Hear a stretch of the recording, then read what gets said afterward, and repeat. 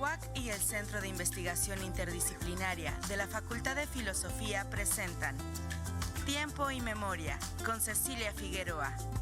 Comenzamos.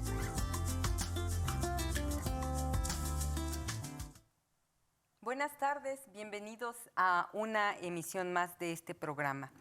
Ya habíamos hablado con otro invitado de un tema que es por demás pertinente en esta crisis económica pospandemia o todavía pandémica, que es el concepto o la forma de trabajar, de ayudarnos, de solidarizarnos los unos con los otros, llamado cooperativismo. Y para ello nos había acompañado quien estudia la maestría en Filosofía Contemporánea aplicada de nuestra Facultad de Filosofía, el maestro David Hernández. En esa emisión mencionamos al fundador de las cooperativas de ahorro y crédito, don Luis Ugalde Monroy, y hoy tenemos el privilegio de que nos acompañe. Don Luis, muchas gracias por acompañarnos el día de hoy. Con todo gusto. Muchas gracias, Con bienvenido a Tiempo y Memoria, en su espacio. Bueno, don Luis, empecemos por el principio. Usted y yo tengo el privilegio más bien de conocerlo desde hace muchos años, como 20. Y entonces, en ese sentido, yo le quiero preguntar algo que quiero que sepan los televidentes. ¿Cómo nace en don Luis Ugalde Monroy, que ya abordaremos el tema de que usted es sacerdote, cómo nace esta semilla, esta corazonada, este amor, esta vocación, no sé cómo llamarle, del cooperativismo como una forma de no de ayudar a la gente desde arriba de forma jerárquica como estamos acostumbrados, sino de que la gente entre pares se ayude mutuamente? ¿Cómo le surge a usted eso como ser humano? Esto me surge desde muy chiquito, como a los entre 3 y 4 años, porque mi mamá en Amealco me enseñaba, me platicaba de cómo se ayudaban mi abuelo, mi papá, mi padrino Manuel Ruiz Chávez, mi abuelo Jesús Monroy y mi papá José Ugalde García, y cómo se ayudaban en el campo. En Amealco, estamos hablando del municipio de Amealco. Exacto. Mi papá en Galindillo y mi abuelo en El Pino, que son ranchos que están muy cerquita, ahorita atravesados por la carretera. ¿Y cómo era que se ayudaban? ¿Qué le cuenta su mamá al respecto? Sobre todo se ayudaban para hacer los bordos y evitar que se los llevara es decir, que el exceso de agua los reventara. Y en ocasiones en que había un gran riesgo, cómo se ayudaban para que juntos, lo que llamábamos toda la peonada, llegara y pala y pico y guangoches, de cómo ayudarse para evitar que el agua rompiera el bordo. En realidad son los hechos. Yo creo que es la gran labor que deben hacer los padres y madres de familia desde niños, enseñarles, no porque les digan el cooperativismo, no, los hechos. Esto se enseña con el ejemplo en la vida cotidiana. Esto se enseña. Y ya entonces, como después ayudaba yo en la cocina y en tender mi cama y en tener mis cosas en orden. Es decir, cuántas cosas hay que aprender en la casa cuando uno está niño. Aprender a ayudar, pero ya que sea un hábito de ayudar a los demás, en este caso a la familia. Usted me decía que en eso, que su mamá le contaba que tanto patrones como peones, como medieros, como ejidatarios, todos se arremangaban el pantalón fino, corriente, roto, y todos le entraban para salvar el bordo, para salvar a la comunidad, para preservar la seguridad de todos. Exacto. Entonces, eso es importantísimo. Es decir, la primera lección que yo aprendí y que aconsejo es desde niños aprender, y eso pues es cuestión no del niño, sino de los papás, de los papás. Don Luis, y después usted entra al Seminario Conciliar de Querétaro, se ordena sacerdote. ¿Cómo es que yo infiero que cada sacerdote tiene su apostolado particular? Es una pregunta, porque en ese sentido usted hace algo que no hace el resto de los sacerdotes, que es organizar a la gente en las cooperativas de ahorro y crédito, y entonces usted se convierte, usted dice en el promotor, pero en realidad es el fundador de Cajas Populares en la Sierra Gorda, en Tequisquiapan, pero sobre todo yo creo que la gesta heroica usted la realiza en la Sierra Gorda, porque pues sabe que ahí está la gente más pobre de la diócesis de Querétaro, del estado, y entonces usted emprende carretera manejando desde la madrugada y regresa muy tarde, arriesgando su vida a las 11 de la noche. O 1 de la mañana. Y al otro día va de nuevo. A las 7 de la mañana otra vez. Entonces usted, no sé si podríamos afirmar que ese es su apostolado particular como sacerdote, como... Sí, es decir, cada uno tiene su vocación particular. Vocación. Su vocación particular. Y además, y esto es universal. Ya, qué bueno que estamos hablando en la universidad. Yo aquí he aconsejado tanto en la Facultad de Derecho, como en la Facultad de Ciencias Políticas, como en la Facultad de Conta, allí con la Escuela de Cooperativismo, que cada persona vea no simplemente qué profesión va a tener. Cada quien agarra su profesión, sí, pero no basta. Distintas profesiones van a concluir en una acción particular. En una acción comunitaria en donde todas coinciden por la vocación que todos tienen del objetivo.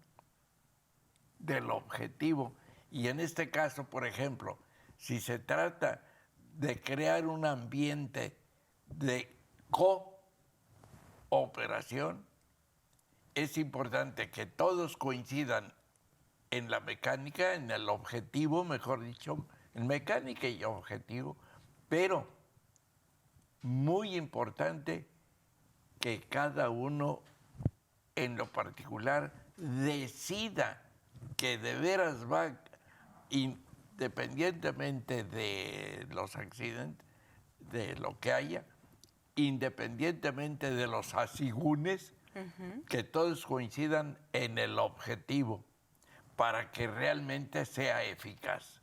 Aquí mismo en la universidad podemos hablar hace muchísimos años,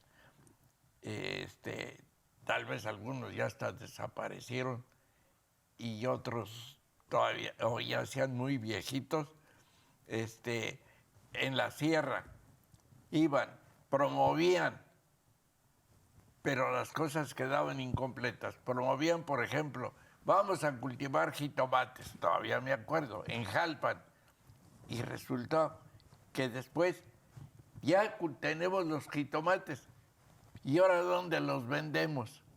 Hasta esas horas preguntar. Yo alguna vez compré ahí jitomate y decía, bueno, pues qué, pues no, ya no vinieron de la universidad.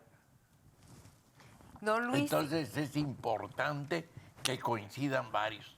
Sí, tener toda la estrategia, toda la planeación. Y platíquenos, yo sé que fundan muchas cajas populares o cooperativas de ahorro y crédito en la Sierra Gorda, pero también en Tequisquiapan y en la capital.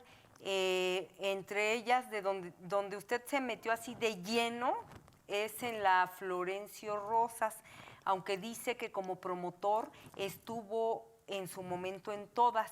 En ese sentido, yo quiero preguntarle, dice que al principio fue muy bonito para usted, muy gratificante, porque se logró un objetivo, hablando de los objetivos, que en el caso de Querétaro, personas que no eran sujetas a crédito, como le dicen los bancos, o sujetas de crédito, por no contar con el patrimonio, con los bienes, etcétera, para dejar como en garantía, esas personas de escasos recursos pudieron lograr tener placas de taxi, poner negocios, y entonces ya digamos que se logró, no sé si reivindicar a este sector de la población.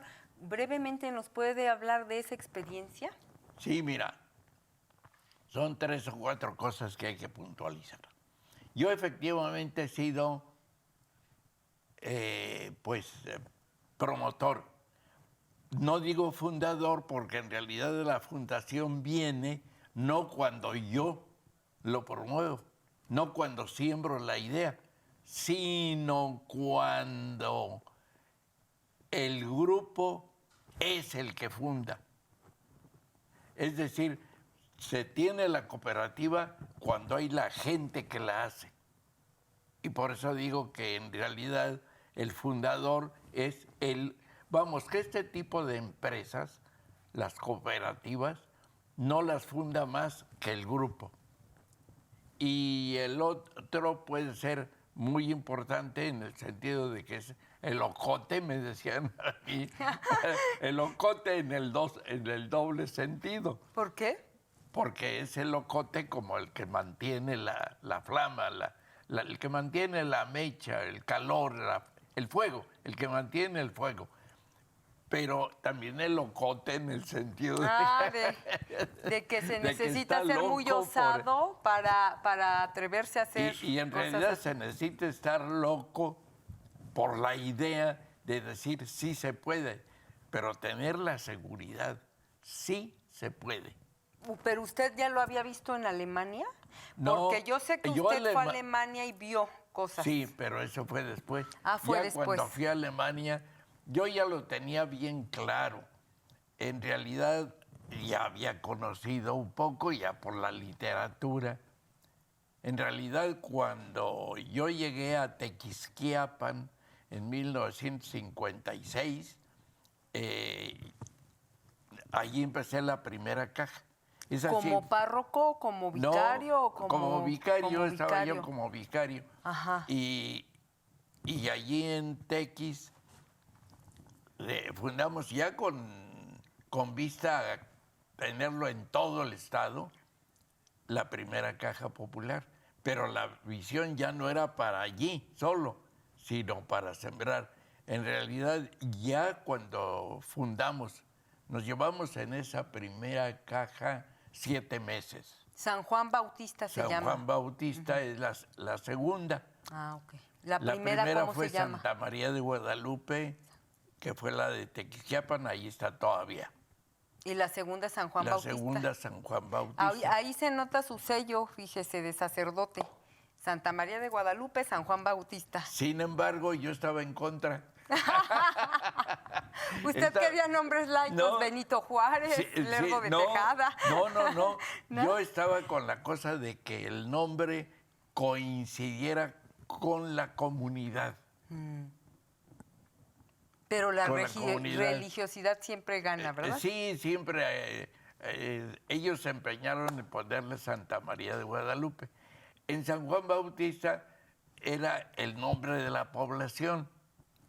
Entonces, allí coincide, pero hay tantas poblaciones con nombres de santo, ¿verdad? Don Luis, ¿y cómo se le hace desde las cooperativas de ahorro y crédito para que alguien que no tiene dinero pueda comprar un coche y luego unas placas y entonces convertirse en el dueño? Qué bueno que me dices. Primero lo que se necesita es cambiar la mentalidad.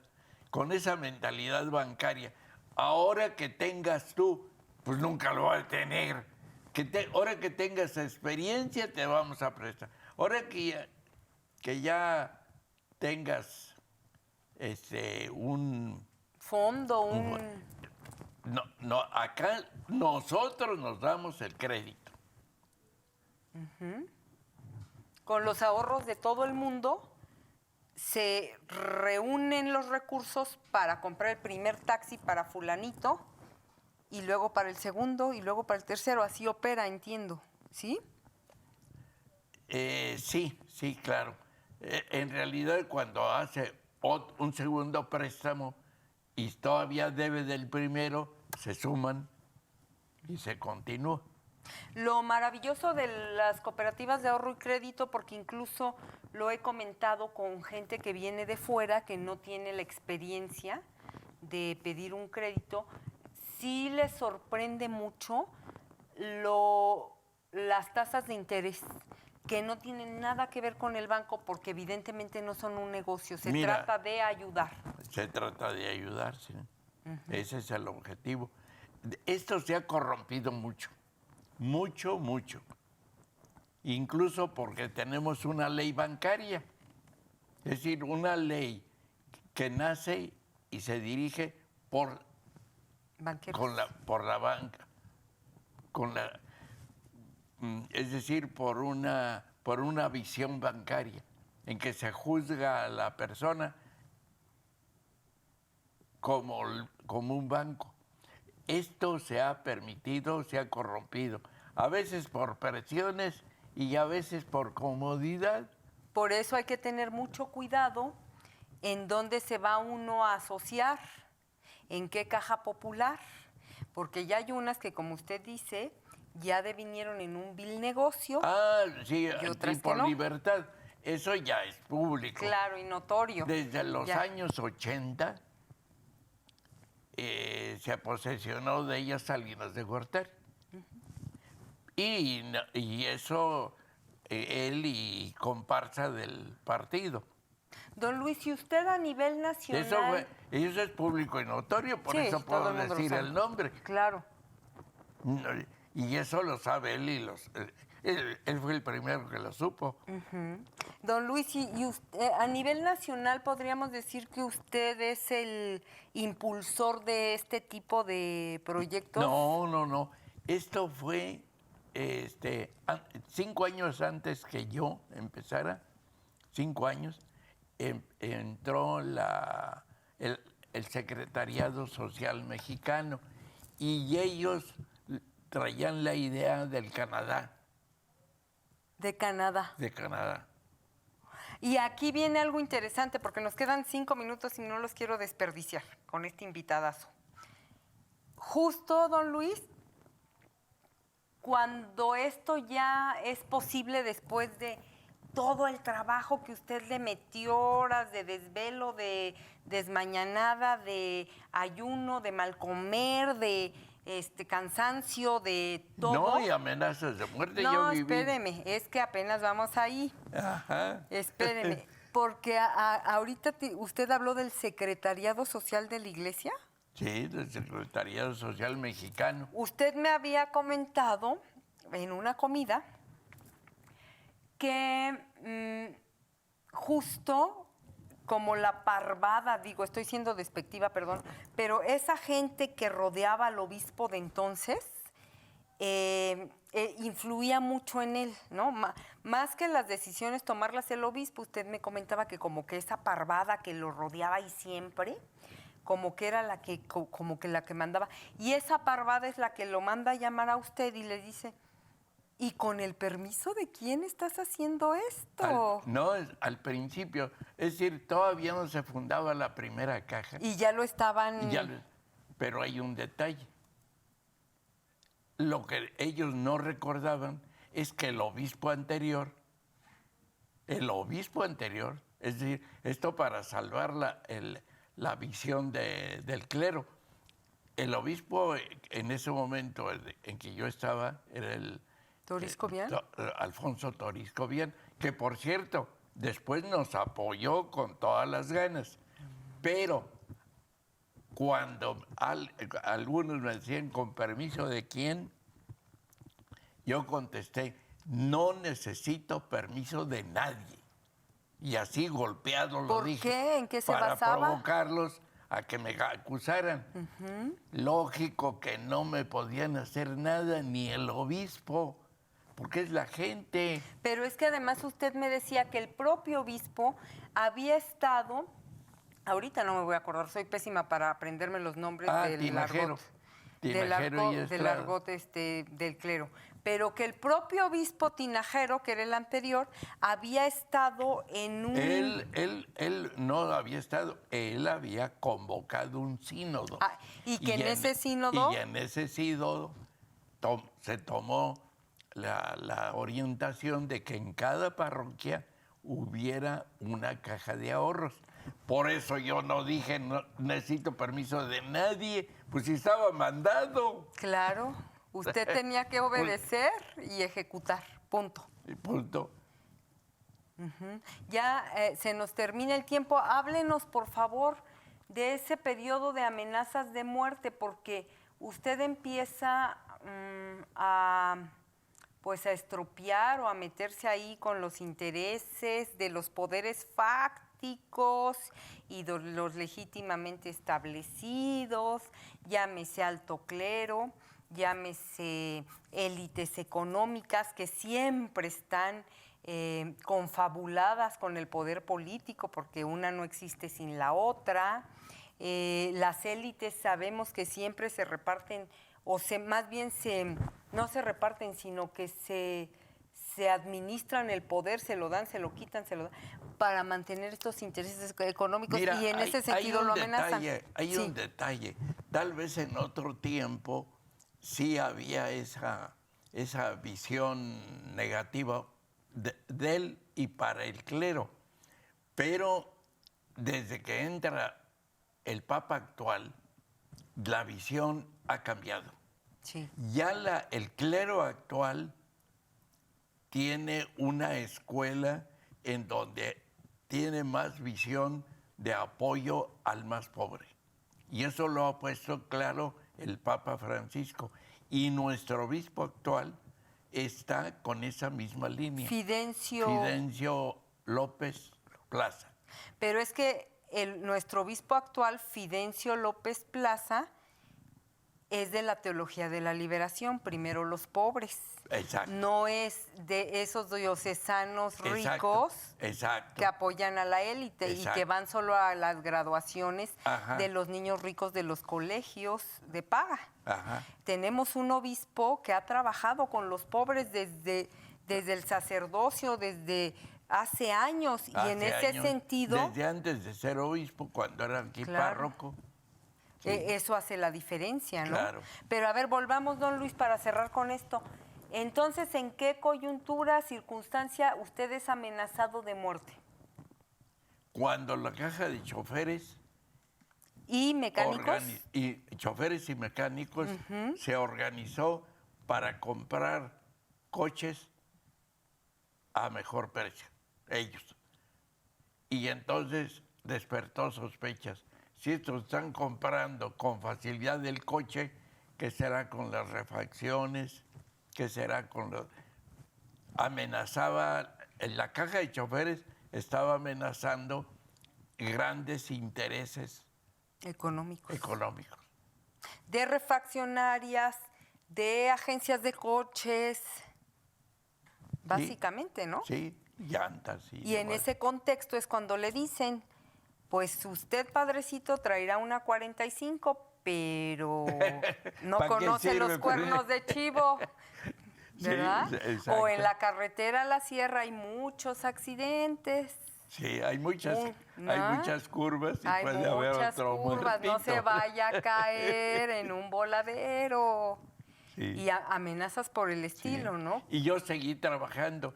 Y seguí trabajando, y precisamente porque seguí trabajando amenazaron a mi mamá y a mi tía.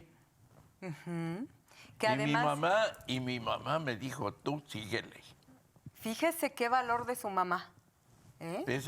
Y ya era una viejita de 82 años. Pero mire, ya se nos terminó el tiempo, pero yo sí quiero terminar con algo porque me parece... casi literato, casi sacado de un cuento mágico, como de literatura, y sí lo tengo que contar y con esto ya después Cerramos. nos despedimos. Su mamá, como en un déjà vu, no sé cómo llamarle, porque fue como al revés, volteado de la infancia a la...